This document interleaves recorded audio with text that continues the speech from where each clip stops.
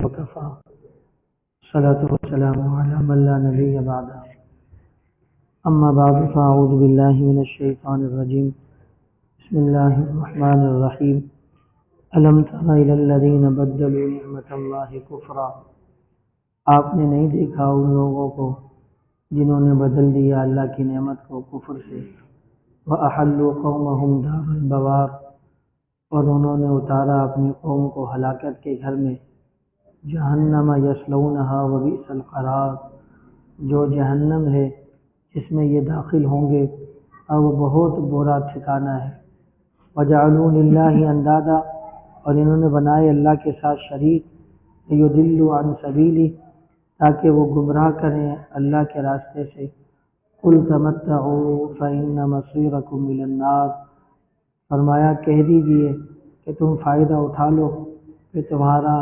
ٹھکانہ تو آگ ہے قُلْ عِبَادِيَ الَّذِينَ آمَنُوا يُقِيمُوا الصَّلَاةَ کہیے میرے بندوں کو جو ایمان لائے کہ قائم کریں نماز وَيُنْفِقُوا مِمَّا رَزَقْنَاهُمْ سِرًّا وَعَلَانِيَةً اور خرچ کریں اس میں سے جو ہم نے ان کو دیا ہے چھپ کر بھی اور اعلانیہ بھی من قبل ان یاتی یوم اس سے پہلے کہ ایک ایسا دن آ جائے لا بیع فیہ ولا خلال نہ تو کوئی خرید و فروخت ہوگی اس میں اور نہ ہی کوئی دوستی اللہ الذی خلق السماوات والارض اللہ وہ ذات ہے جس نے پیدا کیا آسمانوں کو اور زمین کو وانزل من السماء ماء اور اتارا آسمان سے پانی فاخرج به من الثمرات رزقا لکم اور اس نے نکالا اس پانی کے ذریعے پھلوں کو جو کھانے کے لیے ہیں تمہارے واسطے وسخر لکم الفلک اور اسی نے مسخر کیا تمہارے لیے کشتی کو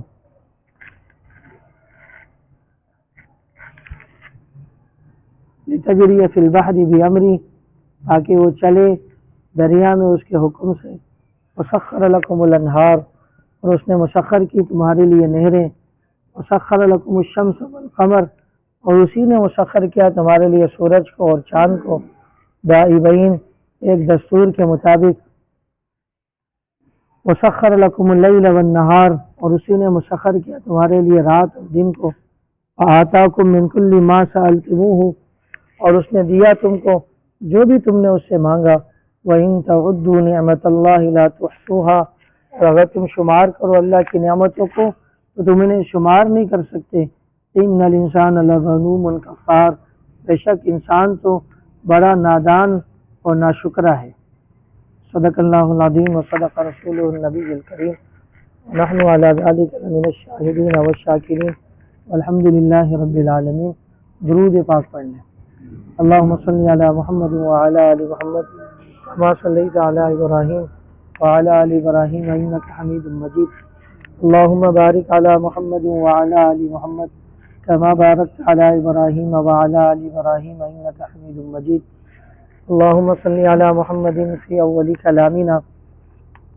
اللہم صلی علی محمد فی اوسط کلامنا اللہم صلی علی محمد فی آخر کلامنا سورہ ابراہیم پارہ نمبر 13 آیت نمبر 28 سے لے کر آیت نمبر 34 تک آپ حضرات کے سامنے ترجمے کے ساتھ رکھا اللہ تعالیٰ ان کے مفاہیم سمجھنے کی عمل کر کے دوسروں تک پہنچانے کی توفیق نصیب فرمائے اس سے قبل آیات میں آپ نے سماعت کیا تھا کہ اللہ تعالیٰ نے ایک کلمہ پاک کی مثال ایک بہترین اور اونچے درخت کے ساتھ دی تھی اور کلمہ خبیثہ گندے کلمے کی مثال ایک سرسری درخت کے ساتھ دی تھی جس کے اندر یعنی اللہ نے یہ سمجھایا تھا کلمہ پاک جو ایمان کا کلمہ ہے جو لا الہ الا اللہ محمد رسول اللہ کا کلمہ ہے یہ مومن کو ہر حال میں ثابت قدم رکھتا ہے اور یہ مومن کے اعمال کو اللہ کی بارگاہ میں مقبولیت کے درجات عطا فرماتا ہے جیسے ایک درخت ہو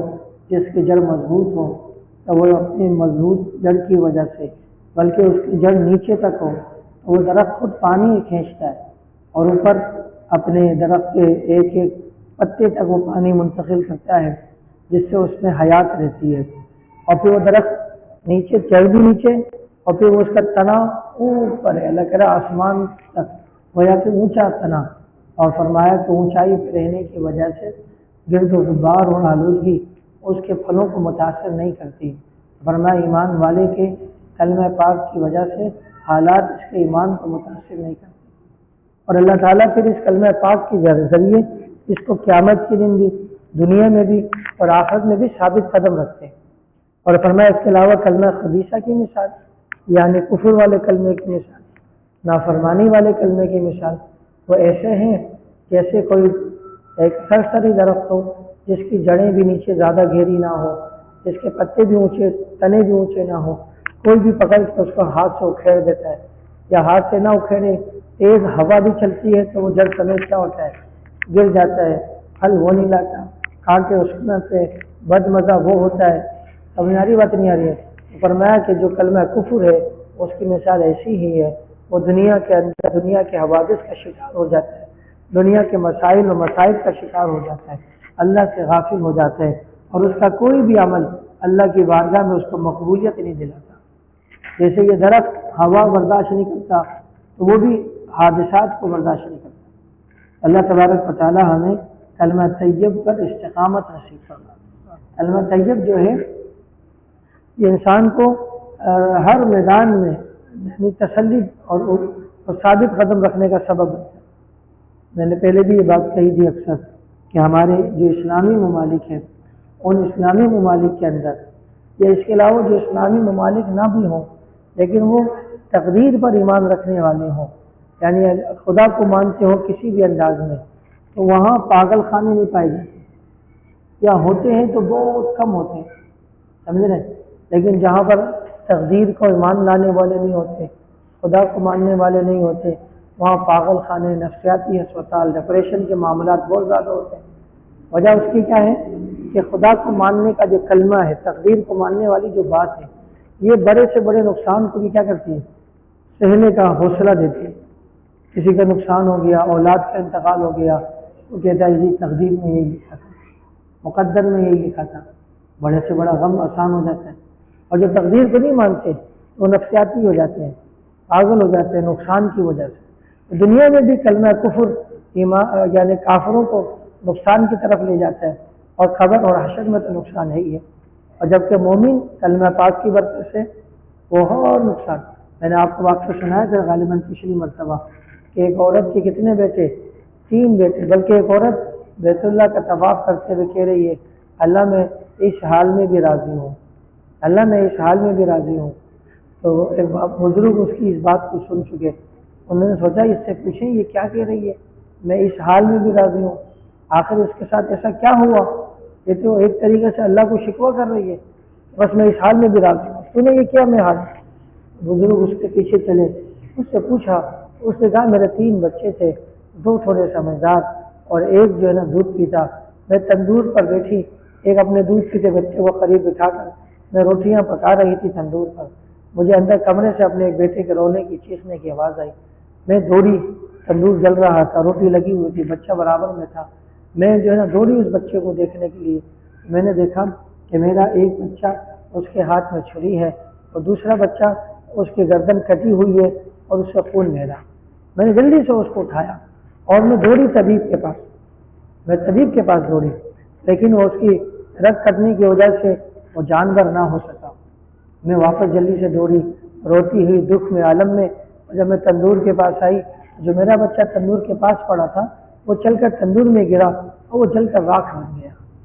2 بچوں کا صدمہ مجھے لگا، میں ابھی اس غم سے باہر نہیں نکلی، میں نے کہا میرا تیسرا بیٹا کہاں، اس کو تو دیکھیں، کمرے میں گئی تیسرا بیٹا نہیں، پہلنے میں پوچھا تیسرا بیٹا نہیں، روتے دھوتے ہم نے 2 بچوں کی تدفین کی، اور پھر میرے کمرے کے اندر جہاں لکڑیاں رکھی ہوتی تھیں، اس زمانے میں گیس کی جگہ لکڑیاں، تو کہا کہ جب لکڑیاں وہاں پہ ختم ہوئیں اور مجھے کچھ بو سی بھی محسوس ہوئی تو میں نے مزید لکڑیاں ہٹائیں، تو میرا تیسرا بیٹا وہ میرے ڈر کے مارے وہاں لکڑی کو پیچھے چھپا ہوگا اور لکڑیاں اس کے اوپر گری ہوں گی اور وہ بوجھ میں بیچارہ مر گیا۔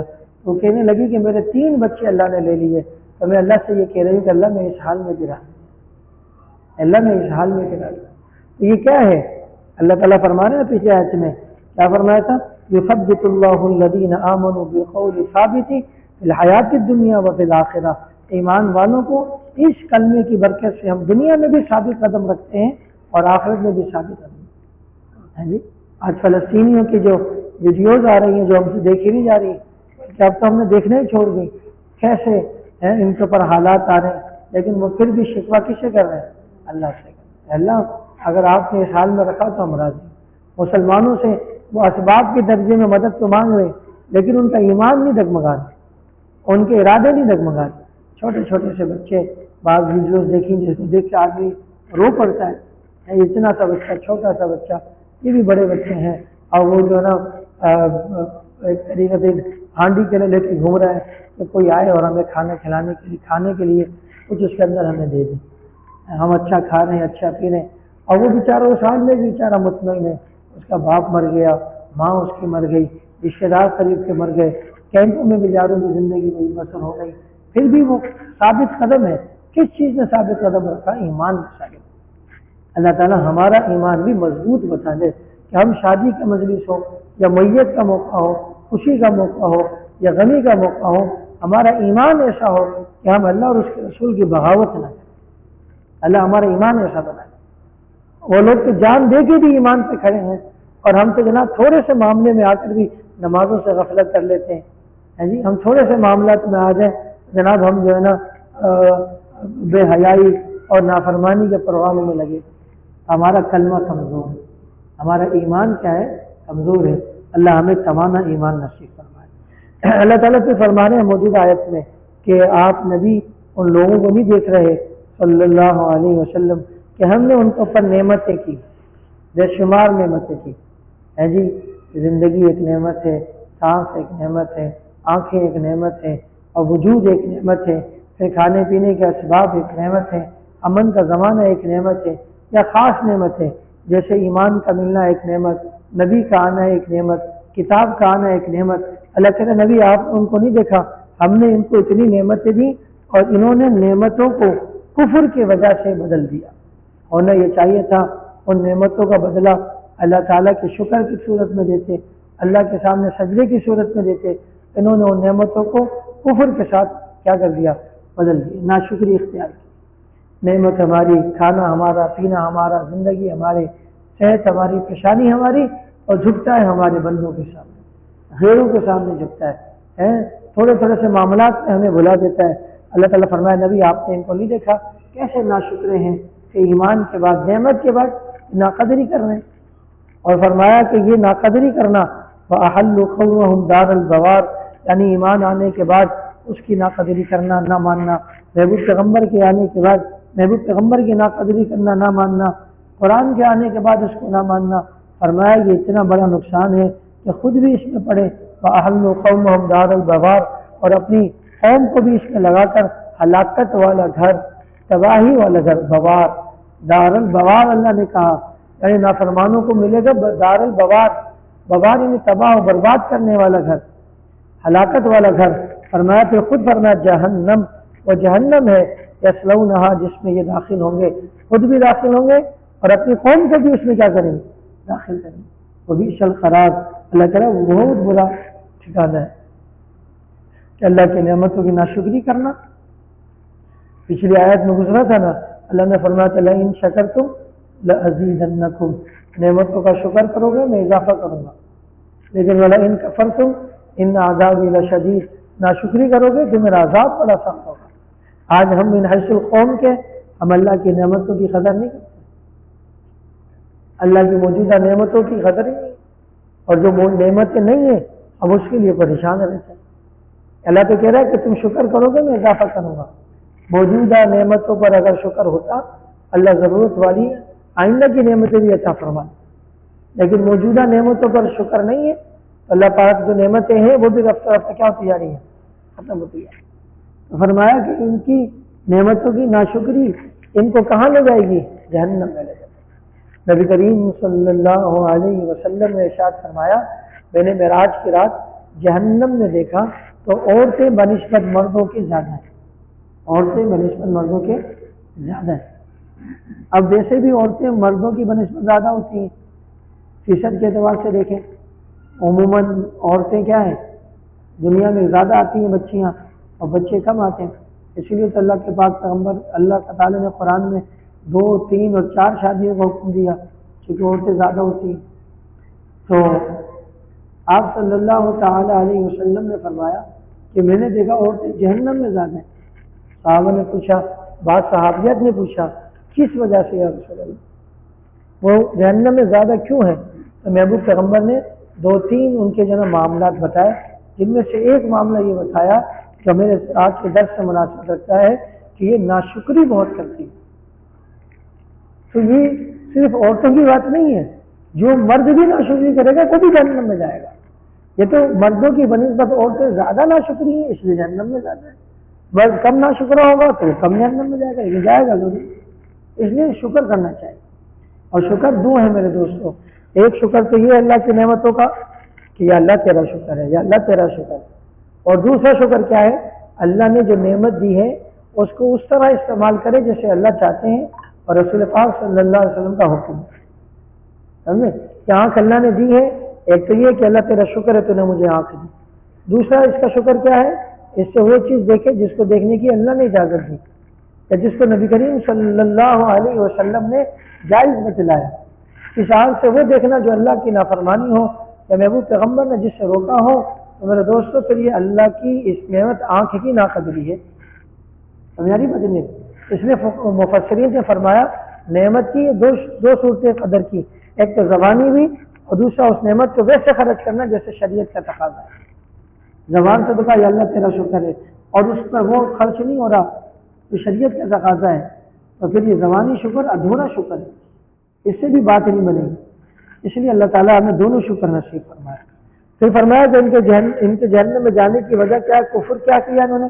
وَجَعَلُوا لِلَّهِ أَنْدَادًا لِيُضِلُّوا عَنْ سَبِيلِهِ، انہوں نے بنائے اللہ کے مقابلے میں شریک، اللہ کے ساتھ شریک بنائے، یعنی بت پرستی کا شکار ہو گئے، خبر پرستی کا شکار ہو گئے۔ آج کے زمانے میں یہ بت پرستی ہو یا خبر پرستی ہو، اللہ کو پسند نہیں۔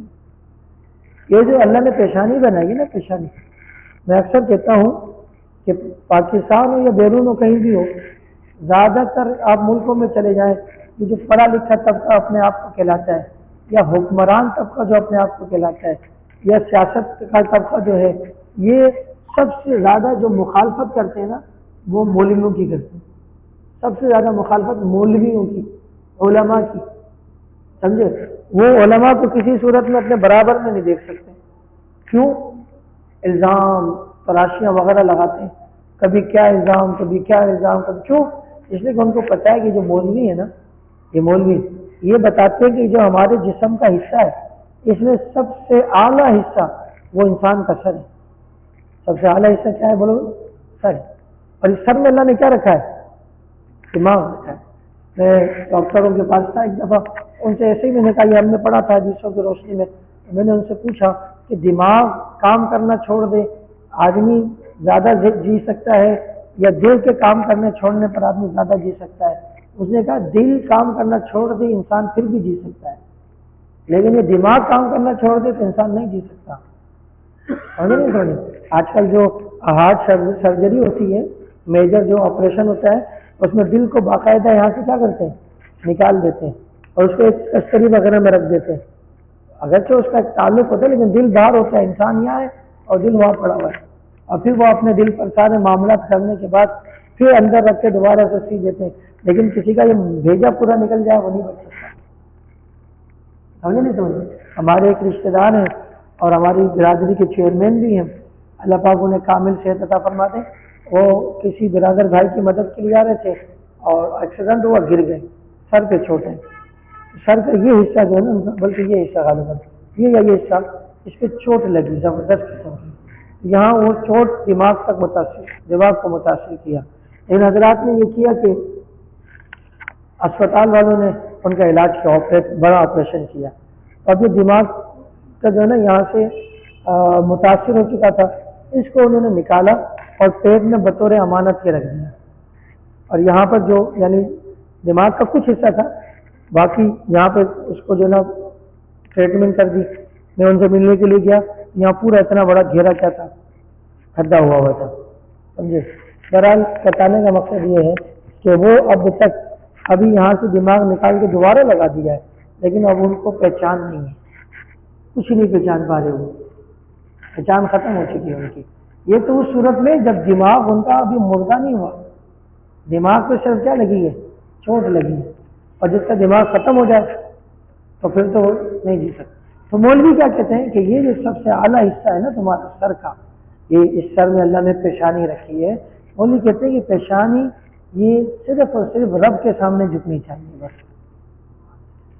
یہ جس نے بنائی ہے یہ کس کے سامنے جھکے؟ بولو بھائی. کسی سر کے سامنے یہ نہیں جھکے گی، کسی جو ہے نا آفیسر کے سامنے یہ نہیں جھکے گی، یہ جھکے گی تو صرف کس کے سامنے جھکے گی؟ اللہ کے سامنے. بس یہ قصور ہے. باقی ان کو بھی پتہ ہے الحمدللہ الحمدللہ شراب یہ نہیں پیتے، چوری یہ نہیں کرتے، زنا یہ نہیں کرتے ہے جی، کرپشن میں ان کے ہاتھ نہیں ہے وغیرہ وغیرہ. لیکن ایک چیز ان کو خطرہ ہے، یہ مولوی آ گیا ہے جی، یہ علماء کا طبقہ اگر آ گیا، دیندار طبقہ اگر آ گیا تو یہ بولے گا نہ جی رشوت 1 روپیہ بھی نہیں دوں گا، کام ہونا چاہیے پورا. سمجھے نہیں سمجھے؟ اور پھر دوں گا نہیں، یہ تو ہلکا مسئلہ ہے، لینے بھی نہیں دوں گا تم کو میں. ان کو صرف یہ خطرہ ہے میرے دوستوں. ورنہ زانی ان کو برداشت ہوتا ہے، شرابی برداشت ہوتا ہے، کبابی برداشت ہوتا ہے، چور برداشت ہوتا ہے نہیں ہوتا. لیکن علماء برداشت نہیں ہوتے. علماء کا کیا کام سیاست ہے؟ کسی بھی موضوع پہ آپ چلے گا ہے جی. اسی لیے میرا عزیز دوستوں یہ جو پیشانی ہے نا یہ جھکے گی تو صرف کس کے سامنے؟ بولو بھائی. اللہ تعالیٰ فرما رہے ہیں کہ ان کے جہنم میں جانے کی ایک وجہ کیا تھی کہ وَجَعَلُوا لِلَّهِ أَنْدَادًا، انہوں نے اللہ کے ساتھ شریک بنا دیا. اللہ کا انکار نہیں کیا. آپ اس بات کو جان لیں کہ ابو جہل جو تھا، شیبہ، عتبہ، ربیعہ، یہ جو مشرکین تھے بڑے بڑے اور جن کو قرآن نے مشرک کہا، ان میں سے ایک بھی ایسا نہیں ہے جو اللہ کے وجود کو نہ مانتا ہو. آپ حیران رہ جائیں گے، یہ جو ہم حج میں تلبیہ پڑھتے ہیں نا، لبیک اللہم لبیک لبیک لا شریک لک لبیک ان الحمد والنعمت لک والملک لا شریک لک، یہ تلبیہ بخاری شریف میں ہے. ابو جہل جب بیت اللہ کا طواف کرتا تھا یہی پڑھتا تھا. عتبہ، شیبہ، ربیعہ مشرک مکہ کافر، وہ جب بیت اللہ کا طواف کرتے تھے تو یہ تلبیہ پڑھتے تھے، اور چیزوں کے ساتھ ساتھ یہ بھی پڑھتے تھے وہ. البتہ ہم یہاں پہ آ کے صاف کر لیتے نا لا شریک لک، یہاں ہمارے کیا ہو جاتا ہے صاف. وہ آگے کہتے تھے الا شریکا هو لک تملکه وما ملک، بخاری شریف کی روایت ہے.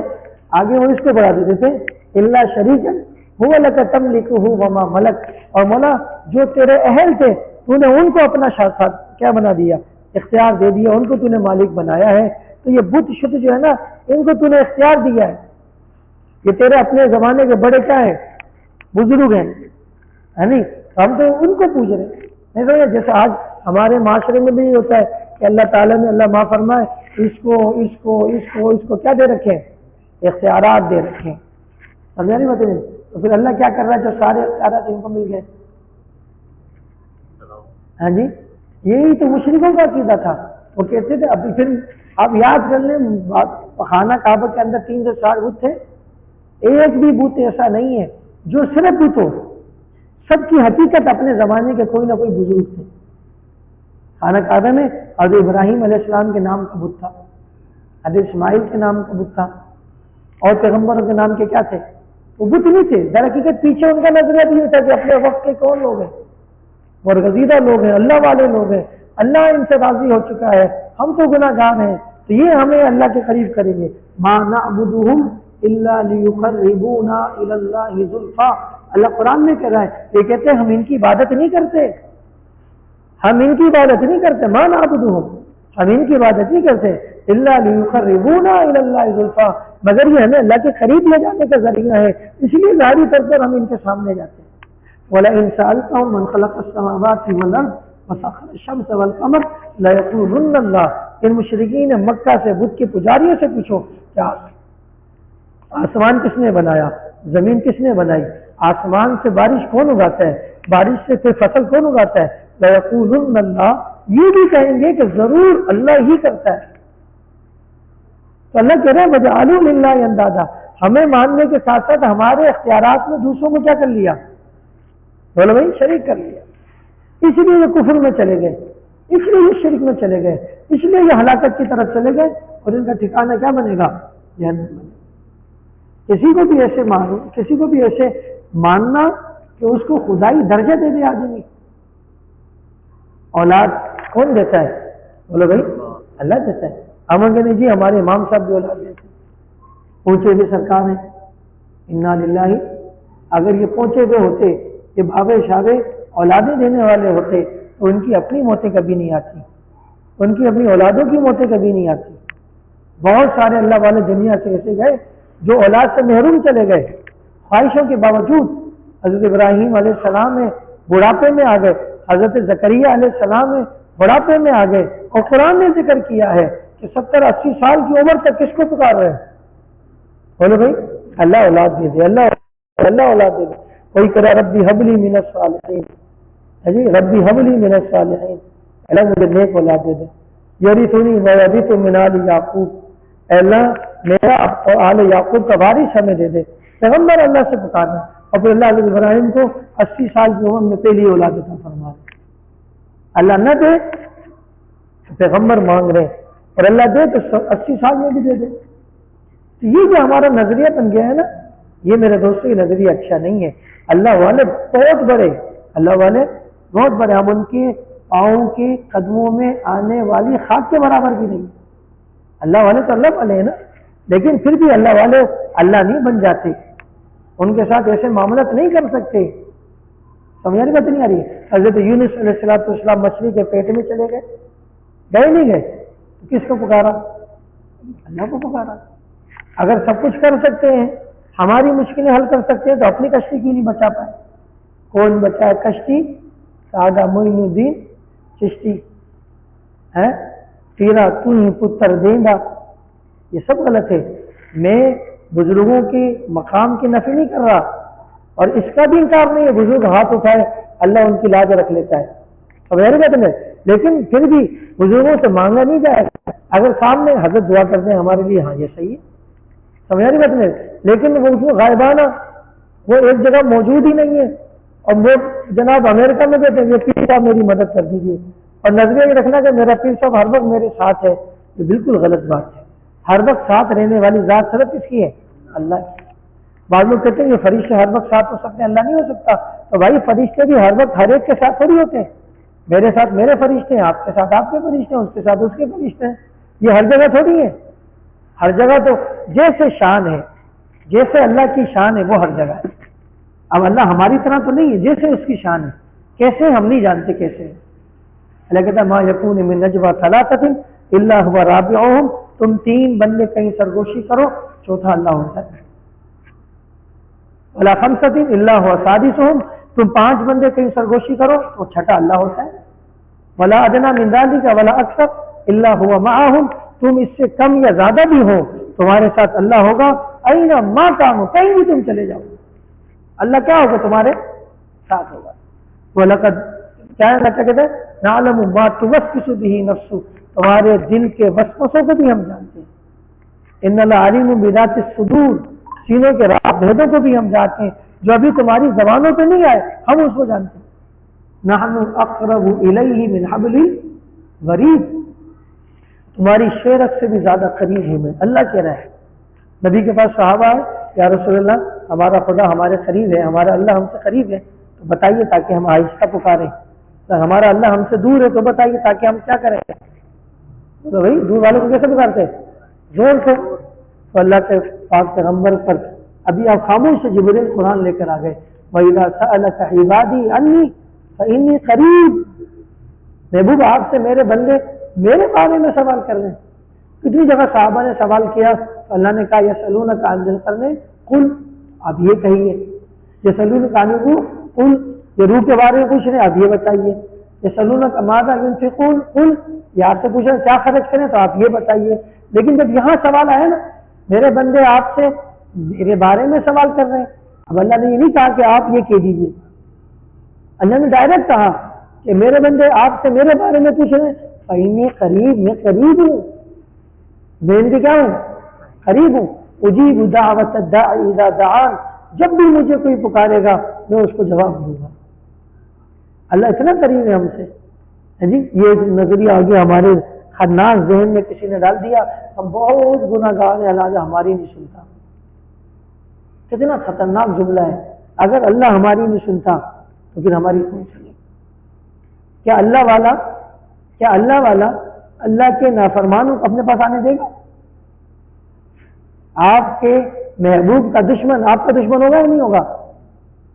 اللہ قرآن میں کہتا ہے, قرآن میں نہیں معذرت, اللہ کے حدیث قدسی میں کہا, اللہ کے نبی نے فرمایا, اللہ تعالیٰ کا فرمان ہے من عاد علی ولی فقد آذنت بالحرب, میرے دوست سے دشمنی مجھ سے دشمنی ہے. تو جب اللہ یہ وفا کر رہا ہے کہ تمہارا دشمن میرا دشمن, تو وہ وفا نہیں کریں گے کہ اللہ تیرا دشمن کس کا دشمن ہمارا دشمن.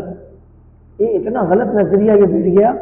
دوستوں اللہ والے جب تک حیات ہے ان کے لیے دعائیں کریں, ان سے دعائیں کروائیں, ان کے پاس جائیں, ان کی صحبت میں رہیں, ان سے فیض حاصل کریں, کوئی بھی اس میں شک نہیں ہے. اور کوئی اللہ والا قبر میں چلا گیا, اب اس کی قبر پہ جا کے دعا کرنا, اس کے لیے درجات ان کے لیے اپنے اس کے نقش قدم پہ چلنے کے لیے, یہ تو درست ہے. لیکن جو نا بابا اولاد دے دے, بابا یہ دے دے, یہ تو اللہ تعالیٰ کے ساتھ وجعلوا للہ اندادا, یہ اللہ کے ساتھ کیا بنانا ہے شریک. اس پہ ایک چھوٹا سا واقعہ سناتا ہوں آپ کو تاکہ دلیل پوری ہو جائے, یہ مسئلہ پورا سمجھ میں آ جائے. ایک صحابی نبی کریم صلی اللہ علیہ وسلم کے پاس آئے اور آئندہ کے اعتبار سے کسی کام کی نیت کی, آئندہ کے اعتبار سے کسی کام کی نیت کی. پھر ساتھ جیسے ہم کہتے ہیں نا اللہ نے چاہا تو ایسا ہوگا انشاءاللہ. تو صحابی نے کہا انشاءاللہ وشئت, ایسا ہی ہوگا اگر اللہ نے اور آپ نے چاہا. نبی کے سامنے کہا انہوں نے, کیا کہا؟ ایسا ہی ہوگا جو کس نے چاہا, اللہ نے اور آپ. نبی کریم صلی اللہ علیہ وسلم ناراض ہو گئے. محبوب پیغمبر کیا ہو گئے؟ ناراض ہو گئے. اور محبوب پیغمبر نے ایک روایت میں سنا علماء سے, اللہ کے نبی نے ان کے سینے پہ سے ہاتھ مارا, کیا کہہ رہے ہو؟ ایک روایت میں اللہ کے نبی نے ان سے کہا اجعلتنی للہ ندا, اجعلتنی للہ ندا, تم نے مجھے اللہ کے ساتھ شریک کر دیا. علیہ کے صحابے نے شریک کیا تھا, بظاہر تو نہیں کیا تھا نا, ان کا نظریہ تو نہیں تھا کہ اللہ کے ساتھ کوئی شریک ہو سکتا ہے. اللہ کے نبی کے بس اتنا کہا کہ اللہ نے اور آپ نے چاہا تو ایسا ہی ہوگا. اللہ کے نبی نے فرمایا اجعلتنی للہ ندا, تم نے مجھے اللہ کی شریک کر دیا. بل قل ما شاء اللہ وحدہ, بلکہ اس موقع پہ یوں کہو جو اکیلا اللہ چاہے گا وہ ہو. تو کون چاہے گا؟ اکیلا اللہ چاہے. انبیاء علیہ السلام پوری قوم کے لیے فکر رکھتے تھے کہ سب کیا لے آئے؟ ایمان لے آئے. چاہت تھی یا نہیں تھی؟ کس نے نہیں چاہا؟ اللہ نے نہیں چاہا. حضرت ابراہیم وقت کے پیغمبر ہیں, جا کے ذبح کرنے ارادے سے گئے تھے نا, چاہت تھی نا کہ میں ذبح کر دوں. اسماعیل کی چاہت کیا تھی؟ میں ذبح ہو جاؤں. چھری بھی تیز ہے, گلے پہ چلا بھی رہے. ایک پیغمبر نے جنت کے 100 آدمیوں کی طاقت, ایک روایت میں جنت کے 40 آدمیوں کی طاقت. جہاں فرمایا 100 آدمیوں کی طاقت, وہاں فرمایا جنت کا ایک آدمی دنیا کے 40 پہلوانوں کے برابر. اور جہاں فرمایا 40 آدمیوں کی طاقت, وہاں فرمایا جنت کا ایک آدمی دنیا کے 100 پہلوانوں کے برابر. بات دونوں طرف سے ایک ہو گئی. یعنی اگر ہم دیکھیں 40 کو ضرب دیں 100 سے, کتنا بن جائے گا؟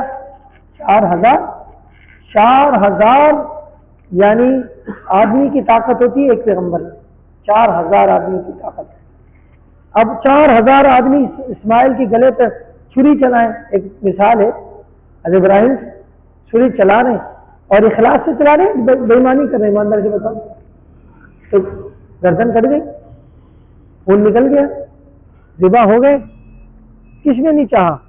بولے بھائی اللہ کے نبی نے سمجھایا کہ مجھے اللہ کے ساتھ شریک نہ کرو. کبھی بھی کہنا ہو تو کیا کہنا؟ انشاءاللہ. کیا کہنا؟ اللہ چاہے گا تو ہوگا. کہ اللہ کے نبی نے نہیں چاہتا مجھے ایمان لیا, کہ اللہ کے نبی نے نہیں چاہتا ابو طالب ایمان لیا, کہ اللہ کے نبی نہیں چاہتا طائف والے ایمان لیا, کہ اللہ کے نبی نے نہیں چاہتا کہ بدر ہم جا رہے یہ جو قریش کا قافلہ ہے اس کا سامان لے لیں گے, معاشی طور پر ان کو کمزور کریں گے.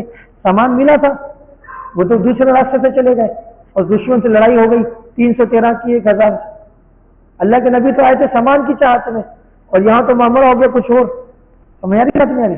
اللہ کے نبی نے نہیں چاہا تھا کہ حنین والے ایمان لے آئے, خندق والے وغیرہ وغیرہ. کسی نے نہیں چاہا تھا, اللہ نے نہیں چاہا. اس لیے اللہ قرآن میں کہتا ہے وما تشاؤون الا ان یشاء اللہ، تمہاری چاہت بھی میری چاہت کے بغیر نہیں ہو سکتی۔ اللہ نے یہی شکوہ کیا، انہوں نے اللہ کے ساتھ شریک بنایا، گمراہ ہو گئے اللہ کے راستے سے۔ فرمایا پھر ایک تحکیم والا انداز میں تم دنیا کے نفع اٹھا لو، پھر تمہارا ٹھکانہ تو جہنم بنے گا۔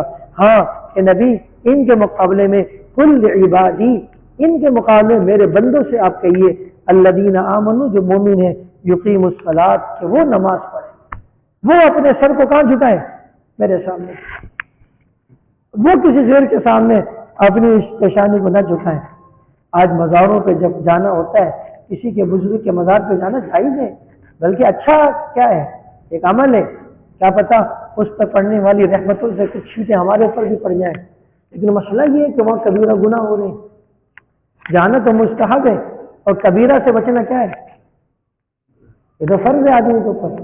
عورتیں بے پردہ ہوتی ہیں، رش اتنی ہوتی ہے کہ مرد عورت آپس میں کیا ہو جاتے ہیں، ٹکرا جاتے ہیں، تو رحمتیں کہاں سے آئیں گی؟ اور بزرگ کو اگر یہ حال پتہ لگے تو وہ خود بد دعا دے گا کہ میرے مزار پر اللہ رسول کی نافرمانی کیسے کر رہے ہو، بس نہیں ہے۔ اور تو حضرت کیا کراتا ہے کہ بزرگوں کے مزاروں پر جانا ممانعت نہیں ہے، لیکن وہاں جب ہم گئے ایک دو دفعہ بعض بزرگوں کے مزار پر، عورتیں بیچاری ایسے مٹی لے کر اور ایسے، نہیں سمجھ آ رہی بات؟ ہاں بزرگ سامنے ہوتا، اس کا جسم ہمارے لیے تبرک تھا، اس میں کوئی شک نہیں ہے، ہم تبرکات کے کیا ہیں، قائل ہیں۔ ہاں جی، بزرگ اونٹا ہمیں جھوٹا ہمیں دے دیں، ہم قائل ہیں، ہم ان کی طرح گستاخ نہیں کہ ہر چیز کو بس شرکے دیں۔ جہاں تک جانے کی گنجائش ہے وہاں تک جاؤ نا، جہاں حد ختم ہوگی وہاں نہیں جا سکتے۔ ہماری بات نہیں، سامنے ہو اللہ والا اس کے ہاتھ کو چوم لینا، یہ کوئی وہ محبت ہے، بیوی کو محبت میں چوم سکتے ہو تو اپنے شیخ کو کیوں نہیں چوم سکتے؟ لیکن صرف اس عقیدت سے کہ اللہ والا ہے بس، یہ عقیدت نہ کہ میں نے چوم لیا تو میں جنت میں چلا جاؤں گا، ہماری بات نہیں آتی۔ تو وہاں پہ ہماری عورتیں بیچاری بابا بابا بابا ایسی رو رہی ہوتی ہیں، اتنا تگڑا اپنے گھر میں اللہ کے سامنے رو لیتی ہیں، اللہ مسائل حل کر دیتا۔ بعضوں سے ہمارے ایک دفعہ ایک سیاسی ایک شخصیت کے مزار پہ جانا ہوا، اور وہاں پہ صبح لوگ کام پہ جانے سے پہلے اس کی قبر کے چار پسے آ کے کیا کر رہے ہیں، اب آپ کر رہے ہو پھر جائیں، نام بھی لے لیتا ہوں، چلو بے نظیر بھٹو کے مزار پہ جانا ہو۔ اب بتاؤ یار، باقاعدہ وہاں پہ مجاور ہیں، باقاعدہ وہاں پر وہ جو مزاروں کے بزرگوں کے مزاروں کے سلسلے ہوتے ہیں وہ بنے ہیں۔ تو عقیدت اتنی بری چیز ہے، عقیدت شریعت کے اندر رہے گی تو عقیدت ہوگی، عقیدت شریعت سے کیا ہو جائے گی، ہٹ جائے گی تو عقیدت نہیں ہے، وہ کفر بھی ہو سکتا ہے، شرک بھی ہو سکتا ہے۔ وہ پیغمبر کے پاس ایک دفعہ اونٹ آیا، اس نے سجدہ کیا، اللہ کے نبی نے فرمایا اس کے مالک کو بلاؤ، کہا کہ یہ اونٹ مجھ سے شکایت کر رہا ہے کہ تو اس کو چارہ کم ڈالتے کام زیادہ لیتا ہے، سمجھے نہیں سمجھے؟ تو اب اونٹ نے نبی کو کیا کیا، سجدہ کیا، اونٹ نے نبی کو کیا کیا، سجدہ۔ صحابہ نے کہا رسول اللہ کہ جانور آپ کو سجدہ کر رہا ہے، ہم اس کے قابل لائق ہیں کہ ہم آپ کو کیا کریں، سجدہ کریں، ہمیں اجازت دیجیے۔ اللہ کے نبی نے فرمایا کہ خدا کے علاوہ کسی کو سجدہ جائز ہے؟ بولو بھائی نہیں۔ اگر جائز ہوتا میں بیوی کو کہتا کس کو سجدہ کریں، شوہر کو، لیکن خدا کے علاوہ سجدے کی گنجائش نہیں۔ اب آپ تصور میں لاؤ نا، جب محبوب فرما رہے ہیں کہ مجھے بھی سجدہ نہ کرو، اپنی سامنے موجود ہوتے ہوئے فرما رہے ہیں مجھے سجدہ بولو نہ کرو، تو کسی بھی بزرگ کو مرنے کے بعد وہاں پہ سجدے کرنا، اب تو اللہ معاف فرمایا بہت سارے بزرگ اپنی زندگی میں سجدے کروا رہے ہوتے ہیں، یہ بزرگ نہیں ہے، یہ بزرگ ہوتے ہیں تو مسجد کی طرف متوجہ کرتے ہیں، یہ بزرگ ہوتے ہیں تو سجدہ کس کی طرف کرواتے ہیں، اللہ کی طرف کرواتے ہیں، یہ بزرگ نہیں ہے۔ بزرگ تو وہ ہوگا جو آپ کو اللہ کے قریب کر دے، جو اپنے قریب کر رہا ہے اپنے نذرانوں کے لیے، وہ بزرگ نہیں ہے، وہ اس نے ایک بزرگوں کا کیا ہو رہا ہے، لباس ہو رہا ہے۔ ایک بہروپیہ تھا، سچا واقعہ ہے، کسی بادشاہ کا پتہ نہیں اورنگزیب یا کسی اس طرح کے بادشاہ کا، ایک بہروپیہ تھا، اس کے وہ جو ہے نا روپ بدل کر آتا تھا، لوگ نہیں پہچانتے تھے، تو بادشاہ کے سامنے کئی دفعہ بادشاہ پہچان جاتا تھا اس کو، سمجھ آ رہی بات نہیں آ رہی ہے، بس یہ واقعہ سنا کے بعد ختم، بادشاہ سے کیا کرتا تھا، پہچان جاتا تھا۔ تو اس نے سوچا یار کوئی ایسا طریقہ تو میں لگاؤں گا بادشاہ صاحب، کوئی تو ایسا میں طریقہ بناؤں گا کہ آپ مجھے نہیں پہچان پائیں گے۔ بادشاہ نے کہا اگر میں تجھے نہیں پہچان پایا تو میں تجھے اتنا انعام دوں گا۔ تو اس نے کافی روپ بدلے، بادشاہ پہچان جاتا تھا۔ اب اس نے ایک دفعہ تک یہ بادشاہ بزرگوں کا عقیدت مند ہے، بزرگوں کا عقیدت مند ہے۔ اس نے جو ہے بزرگوں کا وہاں سے چلا گیا، مہینوں گزر کے نہیں آیا، پھر کوئی بزرگ نظر آیا اس محلے میں، یعنی باہر جنگل کی طرف، لوگ اس کے معتقد ہو گئے، لوگ اس کے پاس جانے لگے، مرادیں بابا کو، اس کو بادشاہ کو پتہ لگا، اس نے بولا بابا کو بلاؤ دربار میں، تو اس نے بولا کہ ہم بادشاہوں کے دربار میں نہیں جاتے، فقیر ہیں، ہم ملنگ لوگ ہیں، ہمارے پاس آئیں جس کو ملنا ہے۔ بادشاہ بڑا متاثر ہوا، یار یہ تو اچھا ملنگ ہے جو دربار بادشاہی میں نہیں آ رہا۔ تو بادشاہ چلا، سمجھاری بات نہیں آ رہی ہے، تحفے تحائف لے کے چلا، سمجھے، اور بادشاہ اس کے یہ وہی 2 روپیہ تھا، بزرگوں کے لباس میں آ گیا۔ اب بادشاہ اس کو نہیں پہچان پایا، لوگ آ رہے ہیں، مرادیں پوری ہو رہی ہیں وغیرہ وغیرہ، بادشاہ نے بھی اس کو تحفے دیے بہت سے، اس نے بولا ہم فقیر تحفے نہیں لیتے، چلو، یہ تو بہت معتقد ہو گیا۔ بادشاہ نے کئی چکر لگائے اس کے پاس، پھر ایک دن بادشاہ سلامت کے سامنے اس نے کہا، بادشاہ سلامت دیکھا کیسے آپ کو میں نے بیوقوف بنایا، آپ بے روپی ہے تو نہیں پہچان پائے، میں وہی ہوں۔ بادشاہ حیران ہو، بولا وہی واقعی اس دفعہ ہم تم کو نہیں پہچان پائے، سمجھ آ رہی بات نہیں آ رہی؟ بولا اللہ میرا انعام دو، تو بولا کہ یہ تو انعام جو طے ہوا ہے وہ تو تھوڑا سا ہے، میں تو تمہیں اتنا بڑا انعام دے رہا تھا۔ اس نے کہا گناہگار تھا، لیکن اس نے کہا کہ میں وہ انعام لے لیتا تو میری وجہ سے اللہ والے بدنام ہو جائے، میری وجہ سے کون بدنام ہو جاتے، میں زیادہ نہیں لیتا، جس سے اللہ مجھے وہی دے دے جو طے ہوا ہے بس۔ پھر علماء سے سنا کہ وہ بندہ بعد میں اپنے وقت میں واقعی بزرگ بنے، ابھی تو 2 روپیہ بنا ہوا تھا، واقعی میں کیا بنا؟ تو یہ جو ہے نا جو اپنے سجدے کروا رہے ہیں جی، ایک بابا بیٹھا ہوا ہے اور اس کے اوپر جو ہے نا پھول ڈالے جا رہے، بڑھتے بڑھتے یہاں تک پھول آ گئے، یہ کیا تماشا لگایا ہوا ہے جی؟ بھائی 1 پھول ڈال دیا، 2 پھول ڈال دیے، 5 ڈال دیے، 50 ڈال دیے، یہ کیا پھولوں کا پورا، یہ تو ضائع ہونے پیسے ایسے ہی برباد ہونے سے، یہ تو بزرگی نہیں ہے جی، کھڑے ہو کے ناچ کے اللہ کا ذکر کر رہے ہیں، یہ کون سا ذکر ہے بھائی بات یاد رکھیے گا، ایک ہوتا ہے ذکر کرتے کرتے آدمی پہ حال آ جائے، وہ الگ مسئلہ، وہ معاف ہے۔ ایک ہوتا ہے آدمی زبردستی حال والے انداز اپنا ہے، یہ نہیں ہوتا ذکر۔ اللہ پاک ہمیں استقامت نصیب فرمائے۔ تو یہاں بات چلی تھی کہ بھئی یہ پیشانی کس کے سامنے جھکے، تو اللہ کہہ رہے ہیں نبی یہ لوگ تو بتوں کے سامنے جھک رہے، آپ میرے بندوں کو کہیں کہ کس کے سامنے ہے، اللہ ہمیں اپنے در کا جو ہے نا جھکنے والا بنائے۔ وآخر دعوانا الحمدللہ رب العالمین، الحمدللہ رب العالمین والعاقبۃ للمتقین، والصلاۃ والسلام علی سید الانبیاء والمرسلین، رب اغفر وارحم وانت خیر الراحمین۔